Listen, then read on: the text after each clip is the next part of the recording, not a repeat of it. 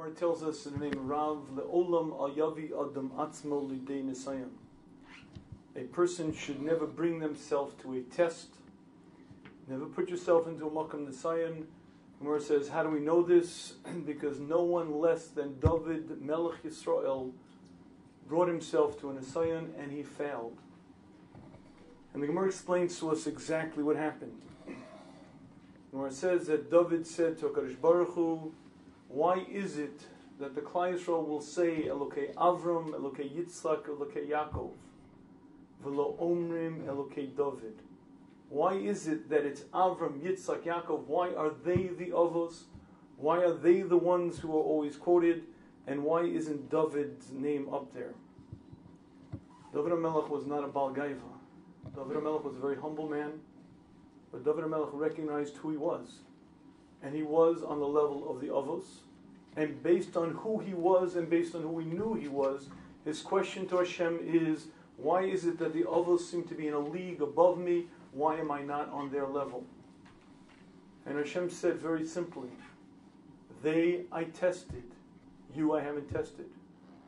Says David HaMelech, B'chanani, Hashem test me. Hashem says, okay, I'm going to test you.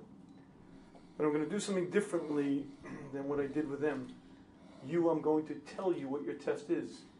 Your test is going to be into the issue of erva, in the issue of illicit relations. Omar says it wasn't very long thereafter, David HaMelech was walking on his roof of his palace, and the Sultan came and shot an arrow. The arrow penetrated a nearby house. In that house was Bathsheba, who was bathing. David saw her, and he told his guards, bring her to me. His guard said, HaMelech, that's an Eishes Ish. Eishes Uriachiti. She's a married woman. Bring her to me. When a king commands, you're morid b'malchus if you don't listen. They brought her to him. And the entire world knew about the fact that David HaMelech lived with Bathsheba. For the rest of his life, he suffered pain, embarrassment. You read the words of Tachana, my bed was filled with tears. For the rest of his life, he was bitterly, bitterly broken, but he failed that Nisayon. And I'd like to ask the obvious question on this Gemara. How did David HaMelech fall for the oldest trick in the book? Let's put this into perspective. David HaMelech was a tzaddik. David HaMelech was the most righteous, holy individual you could ever imagine. Read Tehillim and understand how they were written. Towards evening, David HaMelech would go to sleep, and then exactly at midnight would come a northern wind, would blow the kinnor, the harp that was suspended above his bed, and he would awaken exactly at Chatzos at midnight, and from then until the morning he was osek in Torah, he was learning, and he was learning in the holiest imaginable fashion. The entire Jewish nation knew him as a holy Kadosh. He was on the level of the Avos. And if you're not quite sure who David HaMelech was, let me give you one simple illustration. As he was getting on in age, he realized that his time was near to come. And he began petitioning Hashem. Hashem, tell me the day of my death. Tell me what is going to be my last day. And Hashem said, this is one of the things that I keep hidden, and I do not tell. He asked and he asked. He asked and he asked. Finally Hashem said, okay, I'm not going to tell you the date, but I'll tell you the day of the week. You're going to pass away on Shabbos. Gemara on Shabbos tells us from that day on, every Shabbos, he began learning. He would start by Kabbalah Shabbos, and he would learn straight through Shabbos, without a break, without a coffee break, without taking a walk. As a matter of fact, the Sultan, the Malach HaMavis, had a problem. When the actual Shabbos came that David HaMelech was to leave this earth, and the Sultan was given the directive to bring his neshama, bring David back, the Sultan came, and David HaMelech was involved in Torah study. Torah's mugging, Torah protects, and the Sultan couldn't touch him. And he was learning and learning, learning and learning, and the day was getting late. And finally it got till very close to the end of the day, after the mincha time. and the Sultan realized that he's in trouble. Hashem told him to bring back David, and he can't touch him because the man is totally involved, immersed in learning. The Sultan went over to a tree, shook it, made a certain noise, at which point David sort of looked. At that moment, Malach HaMavis took him. But you understand what that means? Until that point, uninterrupted Torah study.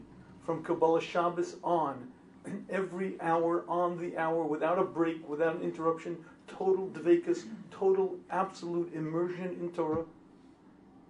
We don't say Good Shabbos by Mincha time, because that's the time David HaMelech died. But until that time, he couldn't be broken. His concentration was so intact. So here's the question. If you're dealing with a man who's on the level of the Avos, and you're dealing with a man of such piety, and you're dealing with a man who's so immersed in Torah study, how did he fall for this oldest trick in the book? And Hashem warned him that this is going to be the area of his test, and he knew that this is what's going to distinguish him from the Avos. And if you don't hear the question yet, one final observation. The man had 18 wives. You have a tremendous taiva, a tremendous desire, fine. There's plenty of ways for you to take care of it. But you have to embarrass yourself in front of Am V'Eda and commit this act. And I believe that the answer to this question is predicated on understanding a very basic yesod, a fundamental, and that is us. How we're made up and how we function. Can I try to close those doors? Thank you.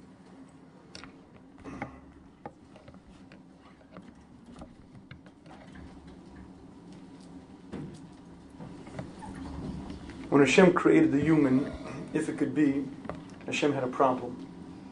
How do you take an neshama that's brilliant, insightful, that understands the consequences, and give him free will? Free will means you could go this way, or you could go that way. There's a part of me, a neshama, that's absolutely brilliant, that's kindly, that's giving, that only wants to do what's right, but more than that, recognizes the consequences. Every mitzvah that Hashem gave us helps me grow, helps me become a bigger person. For eternity, I am what I shape myself into here. How do you give a person free will to destroy themselves? If I offer you $100 to put your hand in a fire for a minute, would you take me up on the offer? If I made it $1,000, you wouldn't do it because it's foolish. It's self-destructive behavior. You wouldn't do it. How do you take a brilliant, insightful neshama, put it into a body, and say, okay, I want you to now have free will? It should never work. And to create this entity called free will, Hashem created two things. One is an internal Yetzer Hara, and the other is external. I'll explain to you what I mean. Part of me is a neshama that only wants to give, that only wants to help, that's generous, magnanimous. There's a part of me that's purely altruistic, that's purely generous. And there's another half of me. There's another half of me that's pure base instinct. All of the instincts that you'll find in the animal species are within me. The other half of me couldn't care less about you or anyone else. The other half of me is made up of appetites and drives, only my interests, and the I whom speaking to you am in utter contradiction. Do you ever notice sometimes you're good, you're kindly, you're generous, and sometimes you're not? You ever watch yourself really carefully? You ever watch yourself, sometimes you're really a great individual, and sometimes you're a louse. I don't know about you folks, but sometimes I look in the mirror and I'm astonished. Why did I do that? That's selfish. That's bratty. And if you'd like to understand yourself, there's a part of you that's truly great and only aspires to do what's good and proper, and there's a part of you that couldn't care less. And the I that I'm speaking to am in utter contradiction. And that's the simple Yetzer Hara. The desire to do that which all the animals in the world do, to eat, to procreate, to whatever else we do. And that part is simple and that part's obvious, but there's another part that most people don't get. You ever hear somebody say, oh, if only I had a Gadol's Yetzer Hara. Oh, if only I had the Yetzer Hara of Moshe Feinstein. Oh, it would be wonderful. I'd like to share with you that if I had the Yetzer Hara of Moshe Feinstein, I probably would be a serial killer. And I'll explain to you why.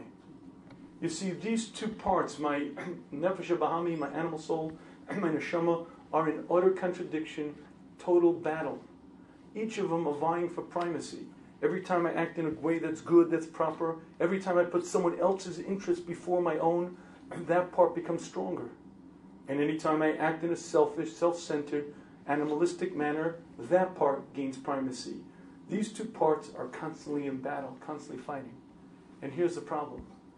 What if from the time a person comes to das, comes to intelligence, they start doing that which is good and right and proper? What if a fellow starts learning Torah when he's 10 years old, and then he starts keeping mitzvahs, and he starts doing everything right and everything by the book? Well, what happens is his neshama starts growing and growing, and the balance starts changing. The animal soul has less sway, has less pull. The neshama becomes stronger and stronger, and stronger and stronger, until he reaches a point where his neshama is brilliant and insightful. He sees the results of every action, and then all that he wants to do is cling to Hashem, be generous, be helpful, be what a great human being can be. And if a person reaches that point, they're in big trouble. Why? Because there's no reason to be here anymore. The only reason Hashem put us into this thing called life is to give us a challenge. There's a battle. There are two voices. There are two sides. And by choosing correctly, I vanquish the other side, but there's always got to be a battle. And the problem is that if you begin doing what's right, what's good, what's proper, that part, the neshama, becomes stronger and stronger until after a few short years there will be no battle. And therefore the Rishonim explained to us that Hashem put into this world another force. That force is a Satan, he is a Malach, he's on the job 24/7, and his role in life is very simple, to keep an even playing field. And what that means is, if you're kind of 50-50, you're kind of in the middle, sometimes you're right on during Shemona Esrei, you're talking to Hashem, and next minute you're gone, you're in California, then he gets to function at a very low level, because it doesn't matter, you're kind of in the middle anyway. But if you start growing, and your neshama comes to the fore and becomes stronger, all of a sudden there's an imbalance, and he's allowed more sway. And if you grow more, he's allowed even more sway. And if you grow more and the balance becomes 80-20 or 90-10, he's allowed much more impact. And those people who say, oh, if I only had Moshe Feinstein's Yetzer Hara, if you understood how much power the Satan is allowed to function on a truly great person, you'd be terrified. Would you like to know what I'm referring to? It's very simple. The next time you go into a building that has an MRI in it, I want you to find me a metal fire extinguisher. Look on the first floor, look on the second floor. Any building that houses an MRI, I guarantee you will not find a metal fire extinguisher. Why? Because magnetic resonance imaging is based on a highly powerful magnet. Basically, on a molecular level, the scientists are trying to shift over things. And it's a super-powered electromagnet. And when they turn it on, anything that's metal will come smashing into it. And if there's a fire extinguisher in the other room, it'll, like a bullet, come smashing through the wall, smash right into the electromagnet, and anything in between is going to get hit. And so they make special non-metallic fire extinguishers for such buildings. An electromagnet is a powerful, powerful force. And if you go to a junkyard and you'll see cars and refrigerators, and overhead there's this piece of metal, and when the fellow turns on the electricity, wow, it jumps off the floor, hits the magnet, because when the electricity is on, the electromagnet is so powerful that it literally picks a car right up off the floor. What Hashem was saying to David HaMelech is, you want to do battle? Go for it. The Satan is going to be allowed out of the box. Not at 10%, not at 20%, full power. You want to try a test? Go for it. It's an Akedas Yitzchak. It's the type of battle that Avram had to face when he was given his son to Shecht. The Sultan was allowed full control. Could David HaMelech won? I guess so, but it would have been kind of akin to us having to climb Mount Everest barefoot. And David Melech Yisrael, the mighty Gibor, who could stand up alone against Goliath, against armies, was putty in the hand of the Sultan. Because when the Sultan was allowed full control, when the Sultan was allowed out of the box, as brave as he was, as powerful as he was no match. And in fact, the great David Melech fell, and the rest, unfortunately, as they say, is history. And this is interesting, and it even is relevant to us. How?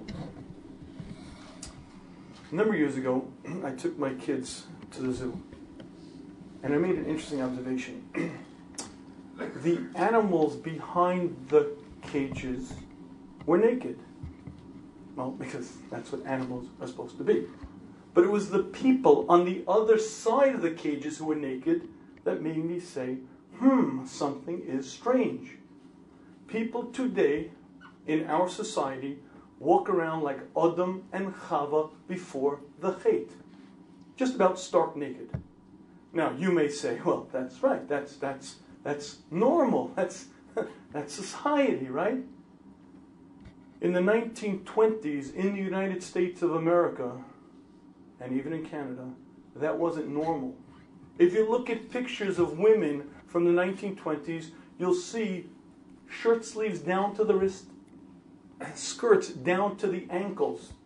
Our Frumis Beis Yaakov girls today would be embarrassed by the level of tznius of the average woman in the 1920s. It was considered rude for a woman to show her ankle in public.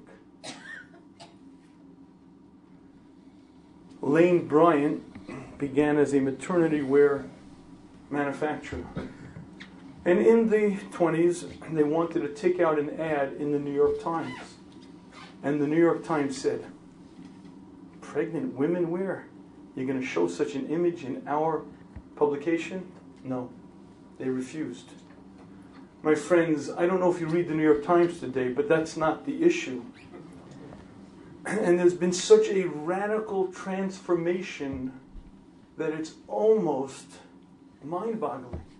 My mother was born in the United States, 1922, and she was regular family. She came home once and she got, the Frasken Punim is a slap in the face. You know why? Because she wasn't 18 and she wore lipstick in the street. And my grandfather, who wasn't just a regular person, you go out that way? A Jewish girl go out that way in public? You'll excuse me for saying this. They sexualize girls at such a young age today that it's frightening. 8- and 9-year-old girls dressed like prostitutes. It used to be, if you did that sort of thing for a living, people immediately knew, I know what she does. I have a question today. Let's assume you're a prostitute. How do you let people know? What do you put up a sign? No, I'm the real deal. No, I charge. I really charge. No, I do this professional. See my charge card, my Amex. I take Visa, Mastercard. How do you let people know? My friends, I'd like to share with you that this is not normal. What you're looking at today, when you look at society, is not like, oh, okay, just another old day, and that's just the way it is. Would you like to know? I'm going to date myself a little bit. Did anybody ever hear of the Beatles?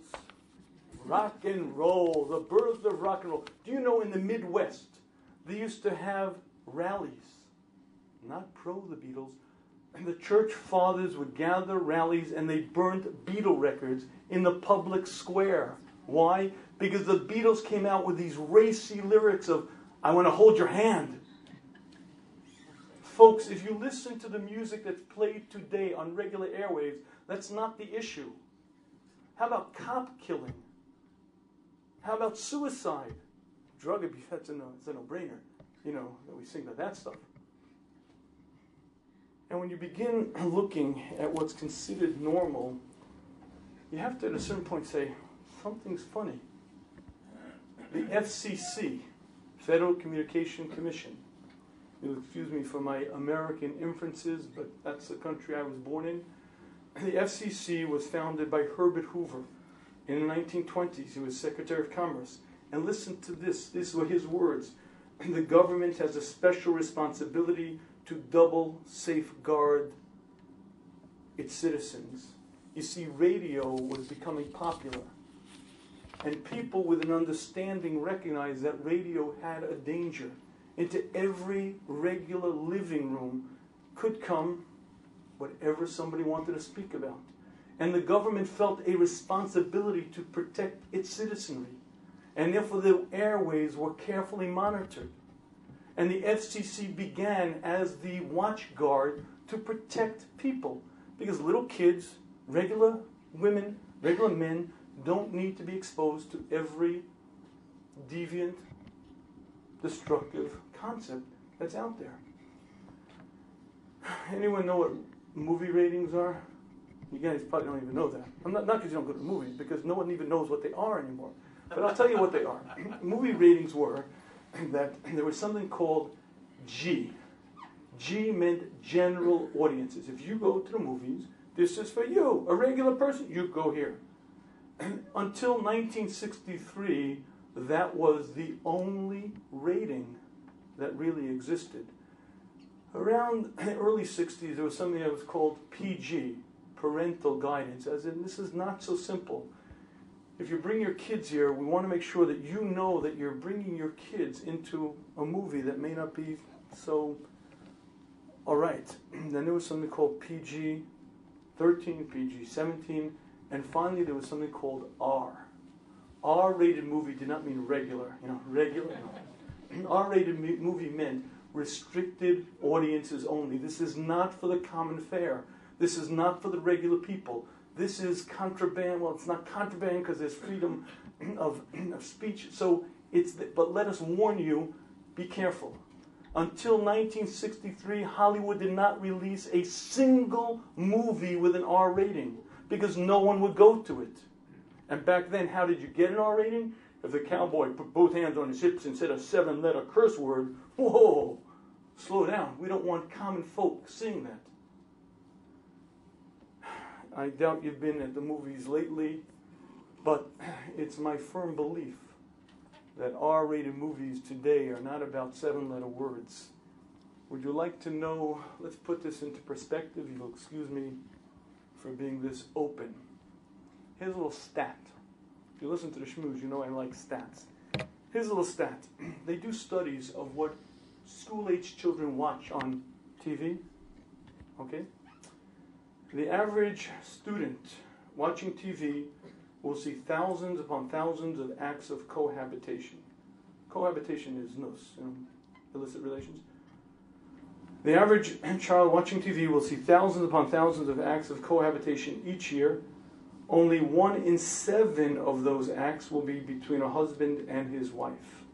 So little Tom, little Sally, little Susan, 7, 8-year-old children are watching the television, and they get to see thousands of acts of cohabitation, and only 1 of 7 of which are between a husband and his wife. So what are the other 6 out of 7?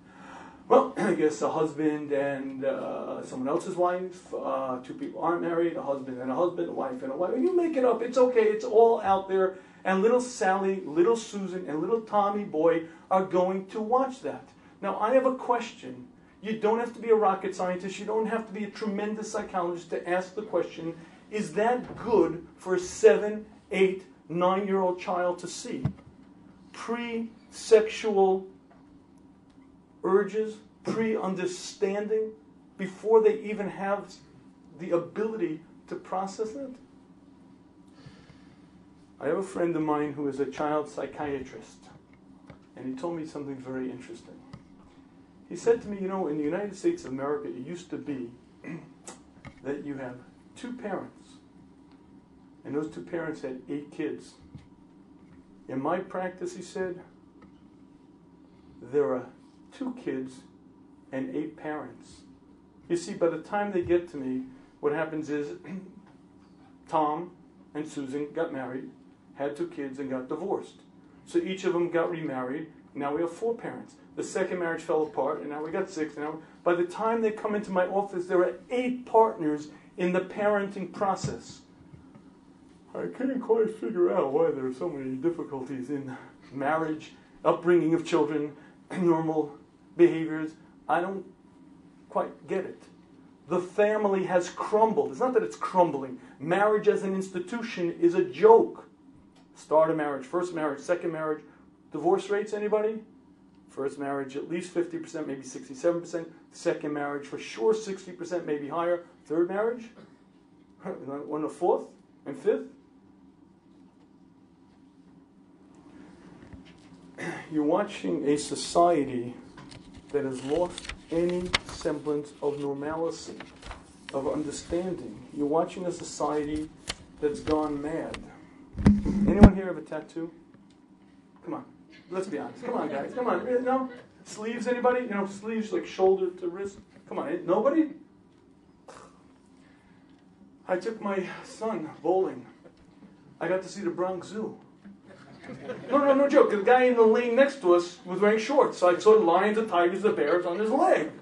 Now, sorry, I want to ask you a question. Okay, you're 18 or you're 20, and by the way, what percentage? 40% of people 35 years and younger have at least 1 tattoo, if not 2 or 3 or 4. The body is an etch-a-sketch. You see, the body is a scratch pad, and hey, let me put some really, now listen, I understand if you were a Marine and you put your ship, okay, I get it, I understand. But how do you explain Pez candy dispensers on your chest and show the world, hey, look what I got, a new tattoo today, look. Okay, maybe you're normal, maybe you are. But I it doesn't quite, I really, by the way, anybody Jewish here? I got a business. Folks, I got a business. Go into tattoo removal. Why? Because 50% of people who put tattoos on have what's called tattoo regret. What's tattoo regret? Am I stupid? Crazy? But that's now. 5 years from now, 10 years from now, a guy's sitting in a board meeting and he rolls up his, I can't roll up the sleeves because, oh my goodness, they're going to see my tattoos and they're no longer in vogue. But do you understand what you're looking at? You're looking at people who live in what I call the whatever generation. Whatever, put on a tattoo, whatever, make yourself, it doesn't really matter. And I have a very interesting question to ask. My question to ask is, what would the founding fathers of the United States of America have to say about this? Do you understand that the United States was formed as a country with tremendous philosophies, tremendous ideologies? And not to put anybody down here, even Canada began with some very noble ideas. And it was an understanding of a government of the people, by the people, for the people, certainly south of the border, that was the understanding. And the understanding of the government was that we have citizens and our job is to protect them. So if the average common person today has lost it, where are the fathers? Where are the people with understanding, with das? Now, I'll be honest with you. I used to teach high school, so I used to stay in touch with the culture. Part of the job of a high school Rebbe is to really recognize the world that his students are in, so I used to stay pretty much in touch, but it's been a while. And I've been out of the classroom for quite a while now, and I came to the following realization. I said to my wife maybe 6 months ago, you know something? I feel out of touch. I learn in the morning, Baruch Hashem, I very much unbothered. In the afternoon, I work on the Shmuz, which means I'm either working on Shmuzim or I talk to people. But I live in Muncie in a very, very cloistered environment. And I really felt that for the past 4 or 5 years, I've sort of like retreated and I don't have my finger on the pulse anymore of the culture. And you may say, well, that doesn't sound too bad, right? Well, you're probably right, but I was a little bothered by this. And again, I said to my wife 6 months ago, I'm a little hesitant. I don't know what things are at today, and I'm uncomfortable speaking. So the good Lord manages somehow to provide people with answers. And I got to see 2 glaring examples of where the culture today is at. And Hashem answered with these 2 examples all of my questions. Let's take example number 1. my daughters, Baruch Hashem, are all musical, and they usually write the music for the plays, and they lead the choirs and play in the play, etc. So it happens to be that oftentimes they need music from different sources. So one of my daughters wanted to take a song from Glee. Glee. And she asked me if it was okay. So I asked her, what's Glee? So as you know, Glee is a high school glee club. Basically, these high schools have a glee club where they sing, and there are competitions between this high school and that high school, and they sing their songs with harmonies, etc., and they're all the drama that goes along with it. So we had to see, before I let my daughter do it, I said, let's see what it's about. Now, if you want to see anything today, what do? Go to YouTube, right? I mean, if you want to see anything, anyone remember the I Love Lucy, or how about Hogan's Heroes? Come on, am I dating myself, guys? Come on, yeah, right? How about Father Knows Best? Yeah, my days, right? So if you folks are from my country, from the old country back then, and you want to see any of the old reruns, you go on YouTube, and they're all there. And by the way, personally, I don't think it's so terrible. If you watch I Love Lucy or Hogan's Heroes or Father Knows Best, I don't think they're that damaging, and I don't think anything bad's going to happen. So we went on YouTube. I get to watch Glee. So I watched an episode with my 13-year-old daughter. So let me share with you what was going on. Well, the drama part of it was that the boyfriend and girlfriend, I think they're in 10th grade, 11th grade, whatever it is, the girl says to the boy, I don't know, I feel like you're not committed. I feel like you're pulling away. I wasn't too happy with my 13-year-old girl who's brought up in Beishako seeing these romances. All right, whatever, hey, that's whatever, that's it. Fine, whatever. Anyway, it just so happens that at the next Glee practice, the guy, boyfriend, stands up in front of the group and says, do you know why? Do you know why I'm having trouble? And he goes on to tell the fact that when he was 12 years old, he had an 18-year-old babysitter who molested him. And all the guys in the group say, wow, that's great! Wow! And he goes, no, it's not great because I feel I can't trust women anymore. He didn't get a very receptive audience. But later on, his girlfriend, over dinner, says to him, now I understand. Because when I was 13, my brother brought home a friend, and my brother's friend raped me. Isn't that nice? They share a common life story. Isn't that sweet? He was molested, she was raped as children, and they're together because now they could commiserate over their common problems. Now isn't that sweet? Well, it might be sweet, but I don't want my 13-year-old daughter seeing that. But folks, what if I say, I'm embarrassed to say there's no Sefer Torah good? The commercial, which I should take off YouTube, you shouldn't have commercial, was for lubricants. Are you serious? Yes, I said it, yes. And if you don't know what it is, fine. And I hope my daughter doesn't know what that is. But it was Valentine's Day, it's close to, so they were, are you serious? On public TV, L'fnei Am V'Eda, children are watching and you have a, okay, maybe you're normal. Maybe. And maybe you want your children seeing that. But I sure don't want my kids seeing it. But that was Exhibit A. Exhibit B came at a little different juncture. We were on vacation, which doesn't happen that often, but it happens. And my wife said to me, I'd like to watch CNN. What's CNN? The news program, right? CNN that's as kosher as you. I said, sure, we'll watch CNN, why not? So we turn on Anderson Cooper. And I want you to know, the discussion was very interesting. There were 5 people around the table. It was insightful, various points, counterpoints, opinions. It was a very interesting discussion. And it was very engaging and even entertaining. And then as the hour was winding down, it was time to just schmooze, just like kind of bant around the table. So one of the guests, a woman, mentioned the fact that her wife is pregnant. And then someone else comments, and then one of the men says, isn't that great? Isn't that amazing? Here you are, a woman, and you just said that your wife is pregnant, and no one reacted. Isn't it amazing what we've come to? And they all start getting giddy over the fact that you could say that on the public airwaves and nobody gets bent out of shape. And then one of the other gentlemen on the group says, you know, it is great, but I want you to know my husband still isn't really comfortable in public because a lot of people still look at us. 5 people around the table, 1 woman who's got a wife who's pregnant, 1 man whose husband's uncomfortable, and Anderson Cooper, if you don't know, is a, how do we say this politely, sodomite, a stone Gomorrah, abomination, yeah. What, oh, it's called gay. He's gay. He doesn't like to brag about it too much. He doesn't want to make it an issue, but it's out there. You can know it. So, folks, do the math. 5 people around the table. 3 out of the 5 are what the Torah calls abomination, as in despicable, as in abhorrent, as in like, ugh. So what? Rabbi, don't get frum on us.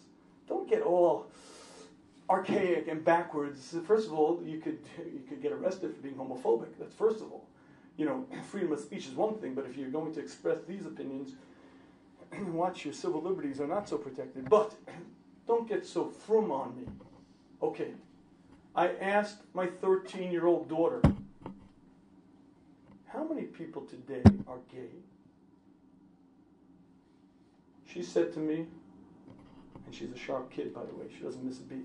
She said to me, probably 30 to 40%. Oh. Now, folks, in the gay community's wildest exaggerations, they talk about 10%. But it's not true. It's nowhere near that. But you know when my daughter said 30 to 40%? Because you watch the nightly news and you see murders and you see crimes, you get the impression, oh my goodness, you could die in city streets and it's such a dangerous place. There's a certain phenomena that when you see things and you assume that's the regular fare. And my 13-year-old daughter, a fine Beis Yaakov girl's impression of the world at large is that 30 to 40% of people are gay. Now you'll say to me, so what? Rabbi, didn't you bring her up to be a respecting, self-respecting Beis Yaakov girl? Didn't you teach her ashtafas in the home? Didn't you teach her how to make good choices? You don't know this because most of you are not immigrants. But would you like to know that almost every immigrant couple that bring their children to this country, the children don't speak with an accent? Funny. Kids brought up in the home, and in the home, and the parents, both parents speak with a thick, heavy accent. And oftentimes when the kid's 3 years old, the kid speaks with a thick, heavy accent. But then the kid goes to school, and almost every child of immigrant parents speaks English like an American if they're in America, like Canadian if they're in Canada. Do you know why? Because when your kids are little, you're 10 feet tall.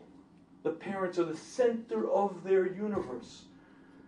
But then the kids turn 7 or 8 or 9, and you're not quite the center of the universe, and by the time they're teenagers, you're irrelevant at best. And your kids are not going to learn, oh, it's the best home and the finest home, and I guarantee their peer group will have a much greater influence on them, and their peer group is not limited to their friends. It's to the normal people that they see in whatever they see. And if they watch Glee, which, by the way, is one of the most innocent programs out there, and the cute guy suddenly changes gender or whatever he does, and that's like my kind of, I don't know, 30 or 40%, my accent's starting to change. Maybe I'm going to start speaking. And if you don't think that I'm touching on a very key point, I'd like to share with you, you're not dealing with what kids are going through today. If you were brought up in an America, in a Canada, in a Western civilization that was sane and normal, that had family values and understanding, your kids are not brought up in that world. It's a changed landscape. It's a new world, not a brave new world, a very decadent, very destructive new world. And what your kids see on a regular basis on TV, in the movies, is beyond the beyond. But of course, many, many wise parents shelter their kids. We don't have a TV in the house. I won't let my kids into a movie theater. And my kids are not exposed to any of these problems. Right. until any device that has an I before it comes into the equation. iPhone, iPad, iMicrophone? No. But any device today will bring the world to your child. Okay. Now, if this doesn't impress you with the fact that maybe we have to be a little bit aware of things, if you start looking at what's on your children's iPhones or iPads, and if not your kids, the friends of your kids, I guarantee you will be terrified. There was a principal who told me in a girls' school, when he would confiscate iPhones, the stuff that was on there, the mothers would probably faint. The fathers hopefully would quickly put it down and look away. Not so sure, some of the fathers. But the point is that your kids have an opportunity to find every deviant and destructive lifestyle imaginable. By the way, Disneyland. Anyone, Orlando, Disneyland? The beginning of June, don't go. Why? Because it's gay week. 10,000 avowed gay people come out there in their muscle shirts and and they describe what it's like. You know, it's like the 10,000 people who try to show you their lifestyle right in front of your face. So if you planned your Disney vacation, don't go the first week of June. Okay. Let me back up for a minute. 35 years ago, Rabbi Harris, who is now the Rosh Hashiva of Chavetz Chaim Forest Hills, said, I don't understand. I can't understand it. And I took some pride, but not so much pride, in my explaining to him something, and he said, I hear what you're saying. You see, there was a guy in the Beis Medrash who would learn morning Seder, learn afternoon Seder, and then at night go to a Beis Hazonos. That's a house of ill repute. Okay. What's that? I don't know either. But okay. And Rabbi Harris had the following question. How could it be? Are you talking? The guy's learning morning Seder, and the guy learning afternoon Seder, and he goes to prostitutes at night. How could it be? He couldn't understand it. And I explained to Rabbi Harris how it was.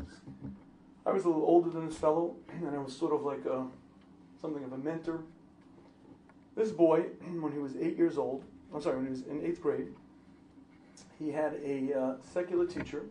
He was in an out-of-town yeshiva, a young woman, and she molested him. And at the age of 13, he was involved in things that the average 13-year-old isn't.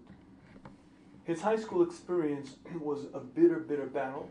And by the time he got to Beis Medrash, he was a solid guy who was machshiv learning. He really wanted to learn.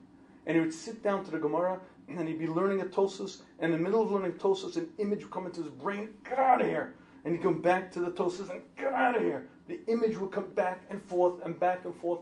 By the time a 2-hour Seder was finished, he was exhausted because he'd been battling these images in his mind. He'd come to Shir and he'd be listening and he'd be paying attention carefully, and all of a sudden this image would come into his brain, get out of here. And she'd come back, get out of here. And he fought a battle for 3 hours in the morning and then 3 hours in the afternoon. And he was so exhausted by 6:30 that he said, forget it. And he did what he would do. An anomaly. Unusual. Very, very peculiar. Back then. I get phone calls on a regular basis from guys in the best yeshivas in the world who spend an hour a day or more on pornography sites. Married guys, happily married, some not so happily married, guys who hold down jobs, responsible jobs, some not so responsible jobs. I get calls on a regular basis. And what's the story? He's not a creep, he's not a bum. He's a good, solid guy, especially a guy's in Kollel. How do you explain it? And the answer is really very simple. He was 15 years old, and his parents went out Motzei Shabbos, and they had a computer, and back then no one knew as much as they know now. And he was fiddling around, and he ended up somewhere, and before you know it, he was seeing all kinds of things. And folks, I'd like to share with you a very interesting observation. If you took the most decadent, destructive mushkasim of Sodom and Amorah. Find me the worst of the worst from that day and put them in front of an unfiltered internet connection for a half hour. They would fall on their faces in utter humility. We were no ones. We thought we were great. We invented all kinds of things. We were nobodies compared. You guys have invented things we couldn't even dream of. And you put it in everyone's living room, on everyone's iPhone, on the iPad. Right, you guys are great. We were no ones. The most decadent people of Sodom and Amorah could not envision or imagine what's available. 4G. I don't want to wait. I want instant connection. I don't want to have to wait for my download.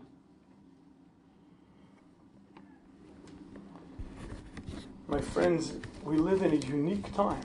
Never in the course of history has there been this much wealth, this much abundance, this much freedom. You could grow, you could accomplish. In this generation, you could become a gadol, you could become a great woman. Zel umazeh, there has to be a balance. As much as we have opportunity, there has to be challenges.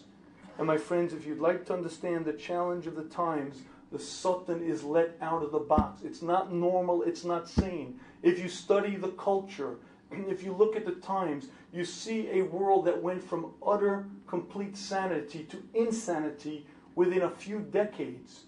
Recognize it for what it is supernatural.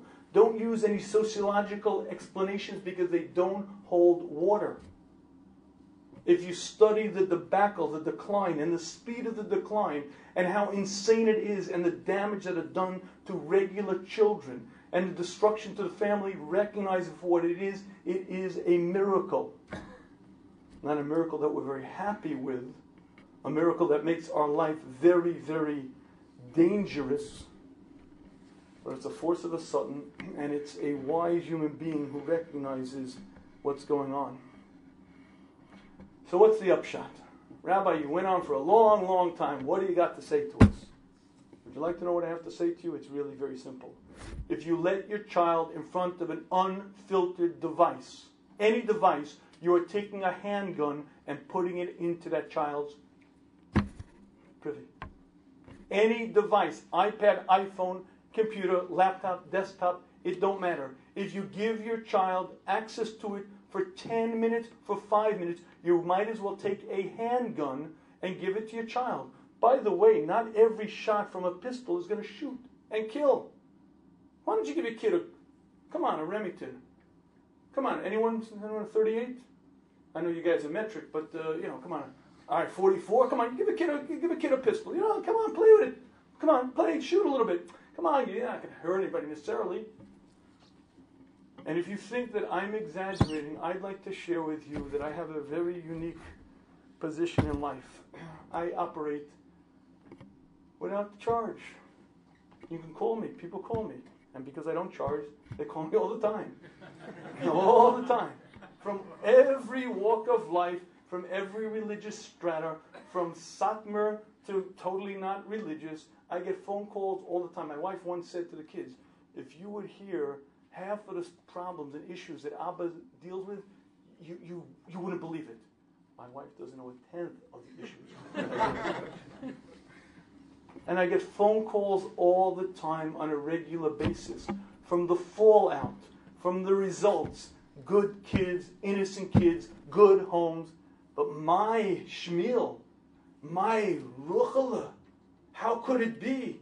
We brought her up so well.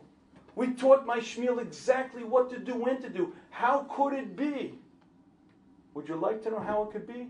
Because if your kid is normal, your kid is curious. And if your kid is normal, your kid is going to end up somewhere and say, that's interesting. First of all, 30-40% of the people are that way anyway. And maybe that is pretty, maybe that is an interesting, I never thought of that as much as maybe I am. Maybe I should be. Would you like your daughter thinking that way? Or your son thinking that way?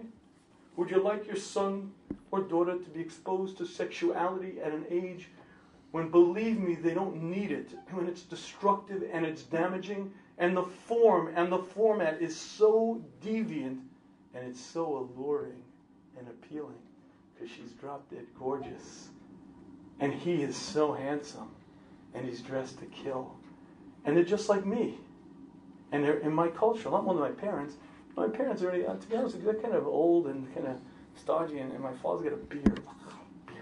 I want a clean-shaven guy like that, yeah, like that guy. And that. Folks, I don't want to go there. Let me just say it one more time. If you put your child in front of any device that doesn't have a filter on it, understand what you're doing. As much as you may love your child, as much effort and energy you invest in that child's education, put them in front of a pool without, I don't know, put them on the edge of the Hudson River and push them off. Because there's not that much difference. No, not my kid yet. Right? Folks, TAG is an amazing organization. They don't tell you what to do. They ask you the following question. What do you want to protect your child from? Tell me the level of Shmira and we'll institute it. I brought my iPad to Herbert Woolman yesterday to put the proper filter on because I have an iPad.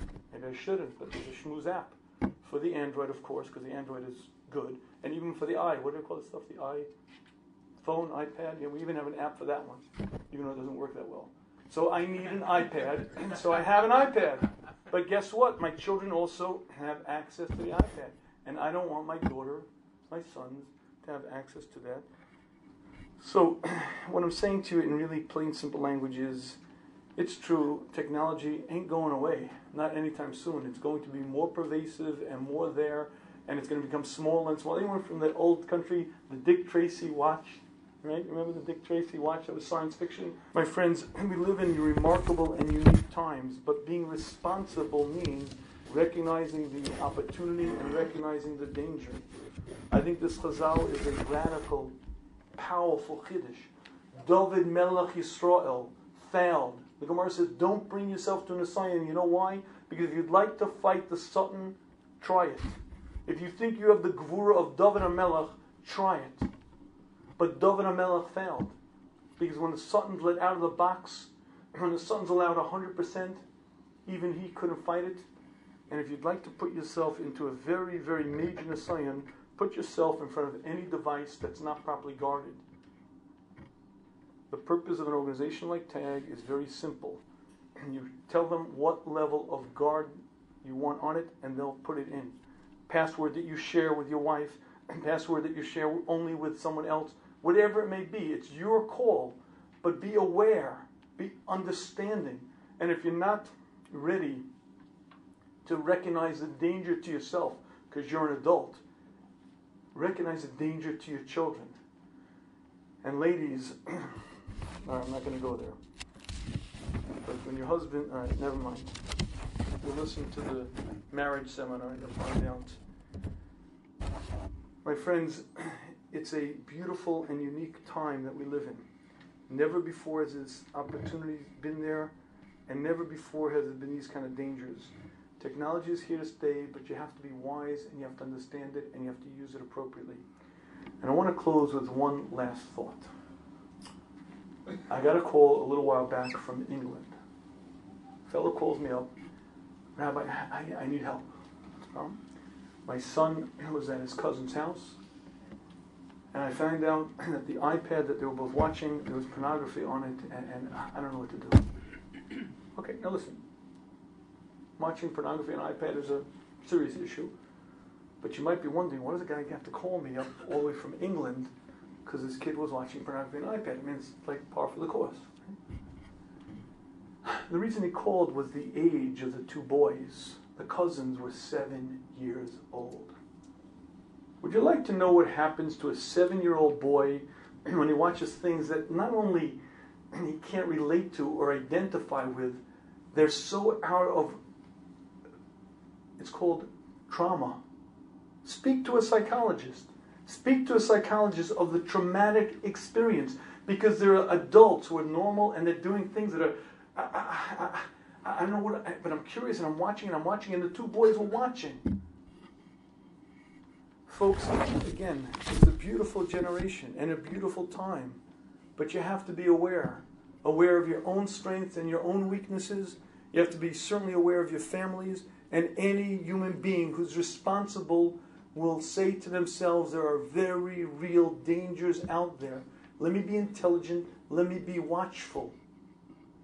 You put guns in a safe if you have them. You put filters on the internet if you understand life. It's a beautiful organization. They don't even charge. Fill out the form, speak to them, ask them for help. They'll be glad to help you, and you can remain completely anonymous. Please take this opportunity. Please use it wisely. May Hashem grant us the wisdom and understanding to use these opportunities as we should. So first I'd like to thank Rabbi Yitzchak Woolman for taking over the position as coordinator for Tech Toronto. And secondly, I want to thank him for being the driving force that brought Rabbi Schaefer to Toronto, because without him it wouldn't have happened. Next, certainly want to thank the founding board members of TAG Toronto, Rabbi Silver, Rabbi Haber, and Dov Gross. Without them, there would be no TAG. If you don't know what TAG stands for, it's the Technology Awareness Group. You'll hear more about it. And then lastly, I'd like to thank the other TAG Toronto board members and volunteers who help us do what we do. Tonight's presentation is actually very easy to introduce. It's easy because any of us with devices and email and cell phones and all of our other devices appreciate the distractions that we face on a daily basis. And even if you believe that the internet is the greatest invention of our generation, that the internet has revolutionized business and communications, the dangers associated with modern-day technology are also very well known. Cell phones, video games, the internet, computers, tablets, they all vie. They vie for our attention. They vie for our children's attention. And all too often in our media-saturated culture, the protective barriers between children and adults is lost. They collapse. The barriers collapse. And it's no wonder, and none of us should be surprised, that today children everywhere are growing up very fast because of it. Aside from the access to information that it makes available to us, the internet also ushered in a social revolution. Connections are made between people that have never met, and in some cases probably should never meet. But even so, many of us, many within our community, have not taken the necessary steps to protect themselves, their homes, their families, and their children. And the question is why? So if we know that the proliferation of information, that the social revolution itself presents dangers, then why hasn't everybody taken the necessary steps to protect their homes? And I'd like to suggest an answer, a possible answer. You might agree. We're distracted. We have all of our own responsibilities. We have our responsibilities with our home and with our work and with our kids and with our parents and we're distracted. And we push it off because it's easier to push it off than to have the difficult conversation maybe with a teenager, or to take the necessary time that it's going to require to invest in coming up with a proper solution for our homes or for our families. And we rationalize that there are no screens in the bedrooms, and that the computer is in the living room, and the cell phones don't have data plans, and everything else. But it's because we don't necessarily have the motivation. It's not that we're not motivated, that we don't want to do anything. It's we don't have the motivation to do something simply because we're over our heads, because we're distracted. So this is our challenge. Our challenge is to find the time, to find the motivation, and to do something about it. I I personally joined TAG a year and a half ago as its director, recently passing over the reins to Rabbi Yitzchak Woolman. And I joined not because I had any interest in tarnishing or stigmatizing the internet.